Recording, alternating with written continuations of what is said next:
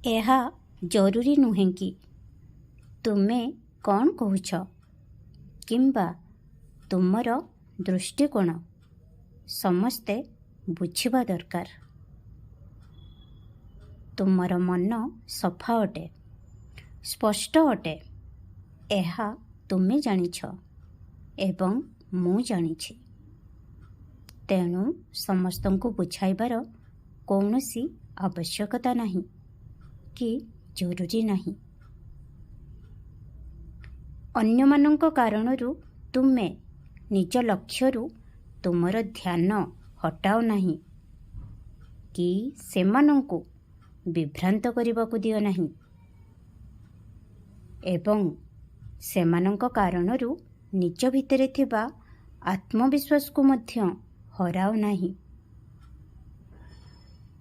ହଁ, କିନ୍ତୁ ବେଳେବେଳେ ମନ ଉଦାସ ହେବା କିମ୍ବା ଦ୍ୱନ୍ଦ୍ୱରେ ପଡ଼ିଯିବା ସ୍ୱାଭାବିକ ଅଟେ। ଏହିପରି ସମୟରେ ବି ମଧ୍ୟ ମୋ ଉପରେ ଭରସା ରଖ ଏବଂ ମୋ ନାମ ଜପ କର। ମୁଁ ସବୁକିଛି ଦେଖୁଛି ଏବଂ ମୁଁ ହିଁ ସବୁକିଛି ଠିକ୍ କରିବି।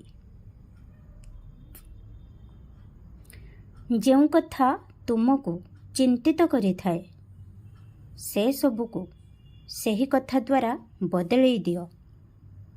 ଯେଉଁ କଥା ତୁମକୁ ଶାନ୍ତି ଏବଂ ସୁଖ ଦେଇଥାଏ, ଯାହାଦ୍ୱାରା ତୁମକୁ ଖୁସି ଅନୁଭବ ହେଉଛି, ସେହି ସ୍ମୃତିଗୁଡ଼ିକୁ ସତେଜ କର ଏବଂ ସେହି କଥାଗୁଡ଼ିକୁ ମନେ ପକାଅ। ମନ ଯଦି ଉଦାସ ହେଉଛି ତେବେ ମୋ ଆରତି ଶୁଣ ଏବଂ ମୋ ଲୀଳାଗୁଡ଼ିକ ଶ୍ରବଣ କର। ଦେଖିବ ସ୍ୱୟଂଚାଳିତ ଭାବରେ ତୁମକୁ ବହୁତ ଭଲ ଅନୁଭବ ହେବ। ଖୁସିରେ ରୁହ। ଖୁବ୍ ଆଶୀର୍ବାଦ କରୁଛି।